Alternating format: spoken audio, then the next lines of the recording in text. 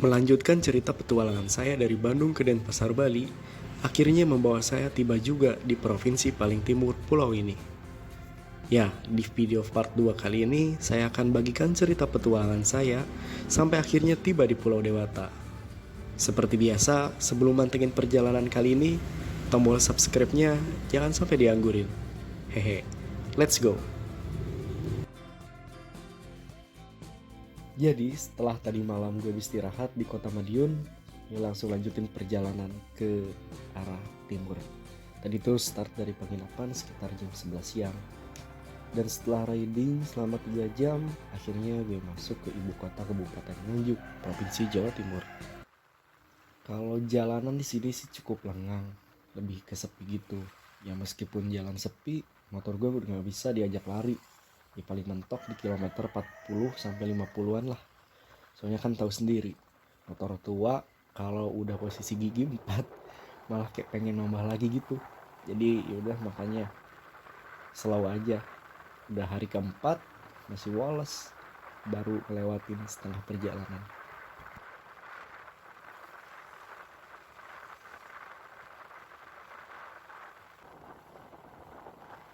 Nah, ini tuh kita udah nyampe di perbatasan Kabupaten Nganjuk sama Jombang. Kalau jalanan sih cukup mulus, tapi tetap riding tuh harus konsen biar selamat, bener nggak?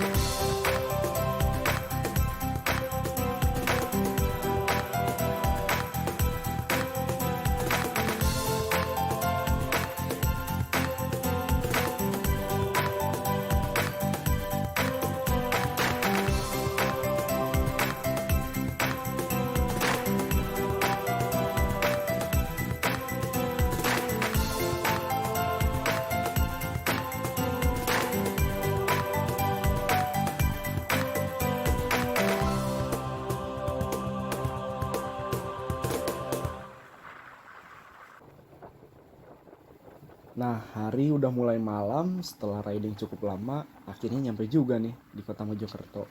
Lumayan, udah ngelewatin 3 kabupaten. Nah, kalau untuk target kali ini paling sampai Surabaya sih.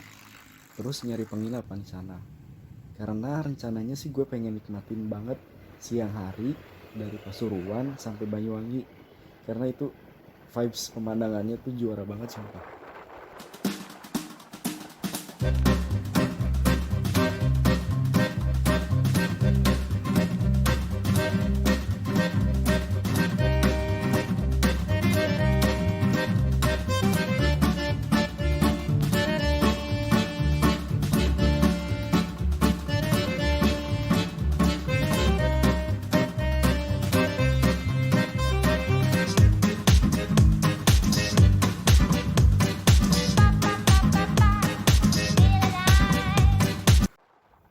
Nah, ceritanya pas saya asik riding, tiba-tiba dari pinggir dipanggil sama mas-mas. Nggak taunya sesama touring juga. Ya terus si mas ngajakin buat ngampir sejenak gitu, melepas penat sambil ngopi-ngopi gitu. Ya udah, saya ikutin ajakannya. Namanya Mas Indra. Terus pas di warkop, si Mas Indra nawarin buat servis motor saya. Duh, malu. Ini aja udah ditraktir. Nah, enaknya riding sendiri tuh gini, bisa kenal siapapun dan menambah relasi. Nah, by the way, makasih ya Mas Indra atas portalannya. Sampai jumpa di lain kesempatan. Nah, setelah di portal sama Mas Indra, saya pun melanjutkan petualangan. Yang dimana sebentar lagi saya udah mau nyampe nih di perbatasan Pasuruan sama Sidoarjo. Nah kawan, selama beberapa menit ke depan kalian bakal menikmati jalur antara Pasuruan sampai Probolinggo. Selamat menikmati.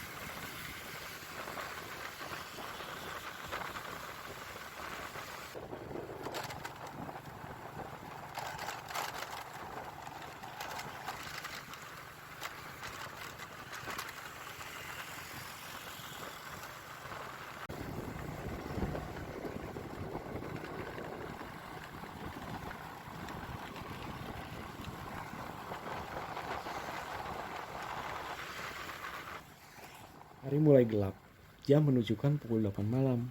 Tak terasa, saya telah tiba di pembangkit listrik tenaga uap Paiton, di mana PLTU ini memasok listrik untuk seluruh Pulau Jawa dan Pulau Bali. Nah, kalau misalkan sampai siang hari nyampe sini, bakalan bagus banget view-nya. Meskipun malam juga banyak kelap-kelip lampu gitu, bagus juga sih. Nah, kawan, di sini saya udah mulai ngerasa agak lelah setelah seharian riding. Dan kayaknya saya bakalan mencari penginapan di daerah Situbondo atau Panarukan untuk beristirahat. Nah, karena udah lelah banget, di sini saya membuka aplikasi pemesanan hotel dan mendapatkan penginapan seharga Rp110.000. Entah saya yang tidak konsen atau terlalu lelah, pikir saya sih hotelnya ada di daerah Situbondo atau nggak jauh-jauh lah dari sini. Gak taunya penginapannya ada di daerah Asam Bagus yang berjarak 60 km dari sini. Ya terpaksa karena udah dibayar via transfer dan tidak bisa dibatalkan, Akhirnya mau tidak mau saya harus menuju Asam Bagus yang kalau dilihat dari Google Maps itu sekitar 1 sampai 2 jam perjalanan.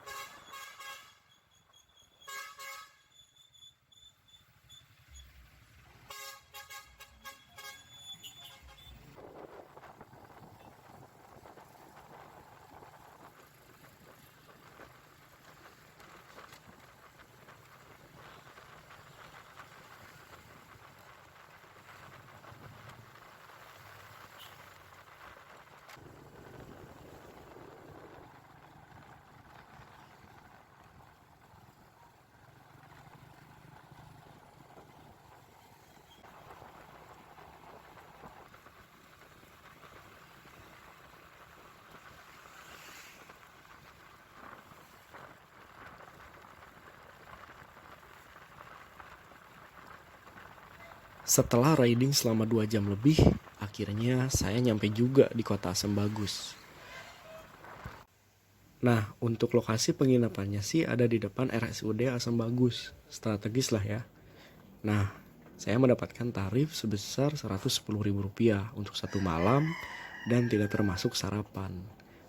Lumayan lah kalau misalkan untuk sekedar beristirahat dengan nyaman. Dan ternyata di luar ekspektasi. Kamarnya luas banget. Ini sih kalau misalkan bawa keluarga worth it. Worth it banget malah. Udah murah. Kasurnya juga ada 3. Fasilitasnya juga lengkap lah segini mah. Cuma gak ada sabun sih. Nah kawan, beberapa saat setelah saya bersih-bersih, tidak lama kemudian hujan disertai angin turun deras banget. Saya pun bersyukur. Akhirnya tidak salah saya memutuskan untuk menginap di penginapan. Karena selain riskan kendaraan, mengingat di depan beberapa kilometer lagi adalah kawasan hutan Baluran yang kalau malam sepi banget. Karena udah lelah, saya pun beristirahat guna menyiapkan riding di hari esok.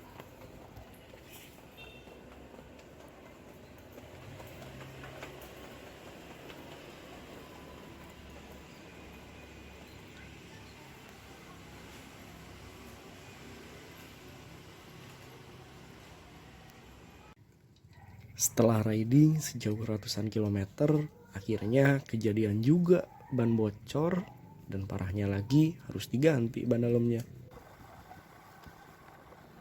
Harusnya sih tadi berangkat jam 6 pagi supaya nyampe daerah Baluran nggak terlalu siang lah. Karena pagi di sini tuh suasananya luar biasa banget, view-nya. Aduh, nanti deh kalau ada waktu saya akan nyoba trip menuju Padang Savana di Taman Nasional Baluran. Ya kita explore daerah sana lah. Nah karena udah terlalu banyak bicara, ya udah selama beberapa menit ke depan kalian bakal nikmatin jalur alas Baluran sampai kawasan Watu Dodol. Let's go.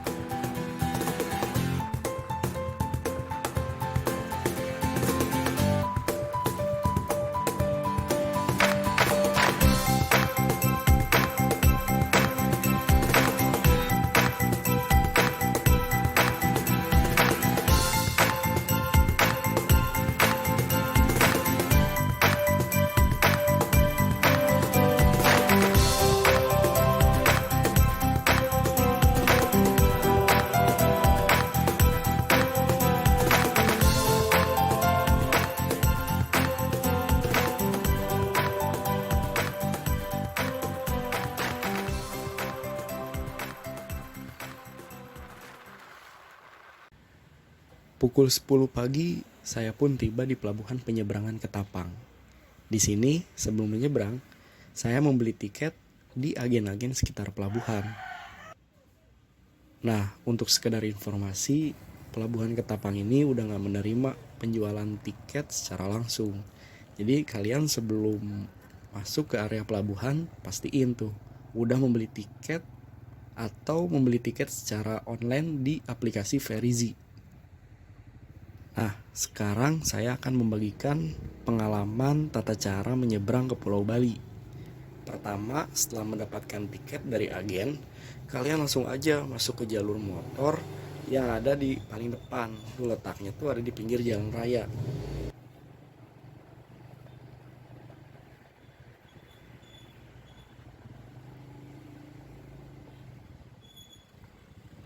Nah, setelah tiba di pos, kalian langsung aja tuh kasihin struk tiket yang kalian udah beli di agen atau kalian yang mau belinya di aplikasi Verizi, kalian langsung aja tunjukin barcode yang ada di aplikasi ke petugasnya. Setelah selesai, kalian nanti langsung aja merapat ke dermaga kapalnya. Tenang aja, ini banyak petugas kok yang ngarahinnya, jadi nggak usah khawatir kalau sampai salah masuk kapal.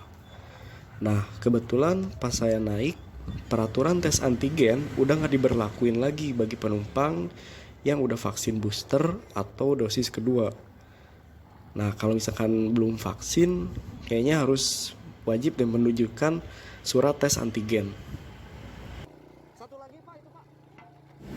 Nah, ini adalah saat saya memasuki kapal. Lalu setelah itu saya pun memarkirkan motor saya dan pergi naik ke atas kapal untuk melihat pemandangan di Selat Bali.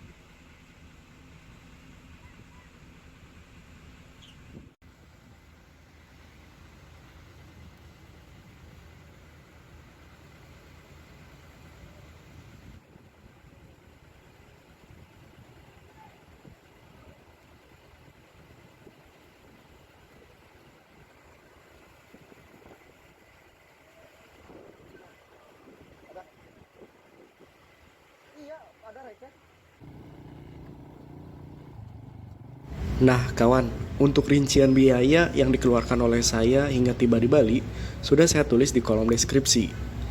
Dan terasa inilah akhir dari perjalanan kali ini. Terima kasih buat kalian yang udah nonton hingga part akhir.